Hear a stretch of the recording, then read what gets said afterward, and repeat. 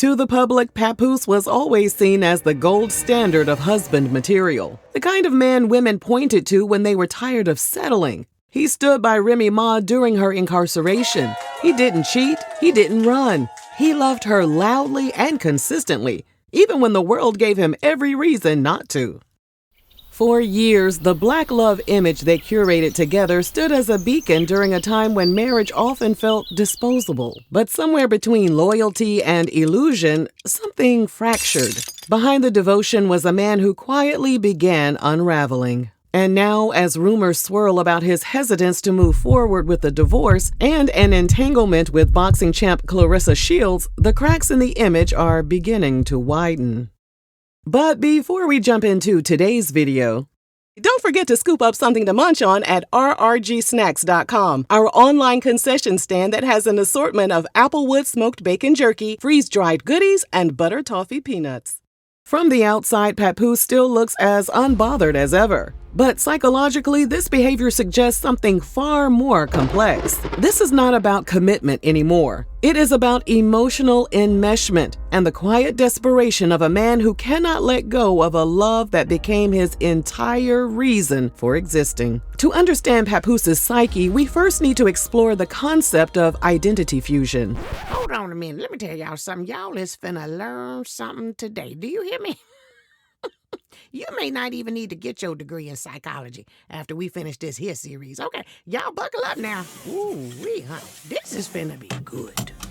According to social psychologist William B. Swan Jr., identity fusion occurs when an individual's personal identity becomes so tightly tied to a group or relationship that they experience a profound sense of oneness. In these cases, threats to the relationship or group are experienced as threats to the self. Walking away from Remy now would not just feel like a breakup. It would feel like a personal death, a collapse of the narrative he spent over a decade building. During a recent Instagram Live, Remy Ma revealed that despite the deep fracture in their relationship, Papoose remained intensely committed to preserving their public image of black love. She admitted the push present from Papoose when she was pregnant with their daughter was actually paid for with her own money. However, she let the public believe he bought it for her to go along with the image he wanted to portray. According to her, they hadn't shared a bed since 2022, yet he still clung to the brand they had built together. You refuse to tell people, hey, me and Rem haven't even slept in the same bed since May 2022. You don't want to tell nobody that. You were so wrapped up in the whole black love thing. That was your thing. That was the only thing you had. This isn't just about denial. From a psychological standpoint, Papoose may be emotionally invested not in the relationship itself, but in what the relationship represents. Since I met her, I have written 90% of the rhymes that came out of her mouth. When someone spends years publicly performing loyalty, sacrifice, and resilience, the relationship becomes less about connection and more about identity preservation. Psychologists refer to this as ego attachment, a defense mechanism where the image of the relationship becomes more valuable than the reality of it. In Papoose's case, continuing to represent black love to the world may be his way of maintaining control over the narrative, even as the emotional foundation behind it has long eroded. It's not just love he's protecting, it's the role he played in a story that made him feel seen and worthy. But when two people stop sharing a bed, yet one of them keeps broadcasting unity, the gap between reality and performance becomes emotionally dangerous. Eventually, it's not just the relationship that fractures, the person living inside the illusion starts to crumble. This might explain why it allegedly took Papoose so long to retain a divorce lawyer and won't pick up some of his belongings from their home. His reluctance to do all of this has occurred while Remy has moved on with battle rapper Easy the Block Captain, and Papoose has moved on with his new girlfriend, Claressa. Is that the one that wear the little kitten heels? Is that her? That's what you're talking about. After putting him on blast, Papoose finally filed for divorce on May 22, 2025. But again, this came after Remy laid out all of their issues for the world to see. For a man like Papoose, who built his entire identity on loyalty, that kind of truth is too brutal to face.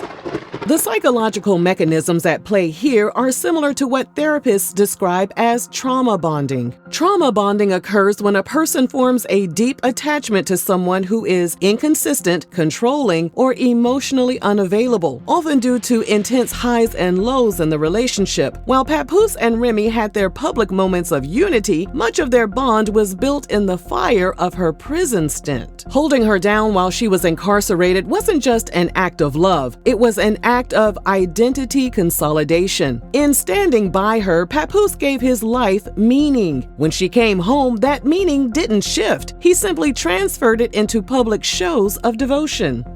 But during her Instagram Live, Remy shared a very different version of events. She claimed that while she was incarcerated, she continued paying all the bills. Papoose had access to her accounts, and she was covering the cost of 3 separate apartments for him and his children from previous relationships. Still, she looked at Papoose and told herself she could hustle and earn it all back. You know who this sound like? And y'all may not be old enough to remember this. This sound like what Cher had to go through after Sonny, and what Tina had to go through after Ike.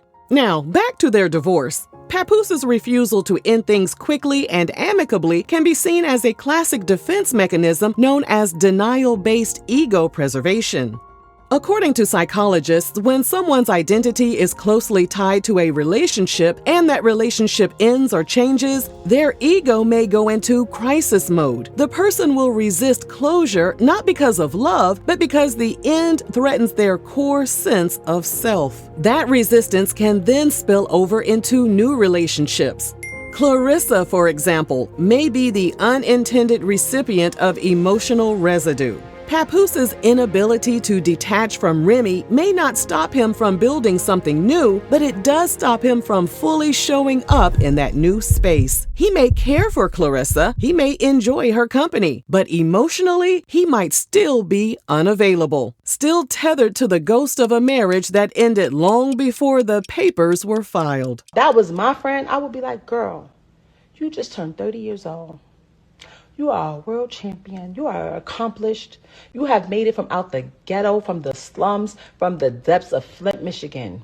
You don't got no kids. You have your whole life ahead of you.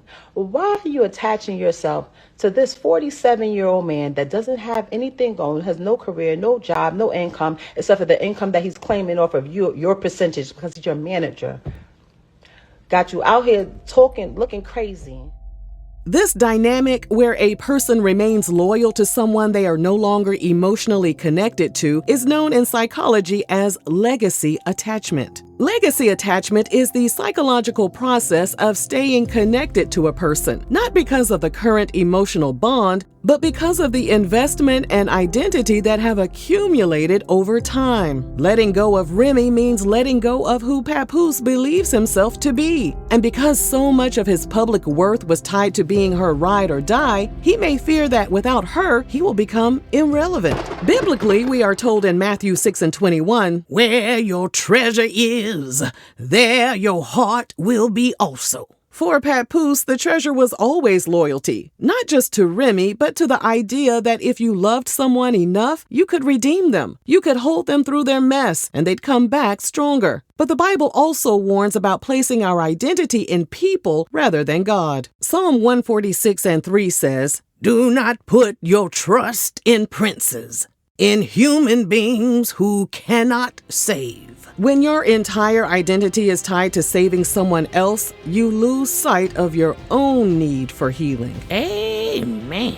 Papoose may be operating out of spiritual fatigue, the kind that comes when you pour into someone for years, only to find the cup was cracked. And that fatigue doesn't make you walk away. It makes you cling harder to protect the story so no one sees the wound. The relationship with Claressa may offer comfort and distraction, but until Papoose faces the grief he buried under a mountain of loyalty, he will continue to show up half present in any new relationship. And Claressa, if she is emotionally aware, will begin to feel the distance. There is also a gendered layer to this. Men are rarely socialized to process emotional abandonment. They are taught to protect and preserve, but when that protection becomes performative and the perseverance turns into stagnation, they are left with no emotional tools to rebuild. Papoose may have all the loyalty in the world, but without emotional accountability, that loyalty becomes a cage. There is something poetic about the way Papoose loves. It is devotional. But there is also something quietly tragic about it, because it is love that refuses to let go, love that cannot evolve, love that needs the relationship to remain broken just so it can keep trying to fix it. Until he accepts that his identity is not dependent on a title, until he mourns the dream instead of clinging to the ruins, Papoose will remain emotionally frozen, still married in his heart even if divorced on paper, still proving his worth to someone who may no longer care, still stringing along a woman who deserves more than his emotional leftovers. In the end, the question isn't why Papoose won't let go of Remy. The question is whether he will ever let himself be free. Because healing doesn't come from staying loyal to who you were. It comes from being brave enough to become someone new. If you enjoyed this video, let us know down below. And thanks for watching RRG.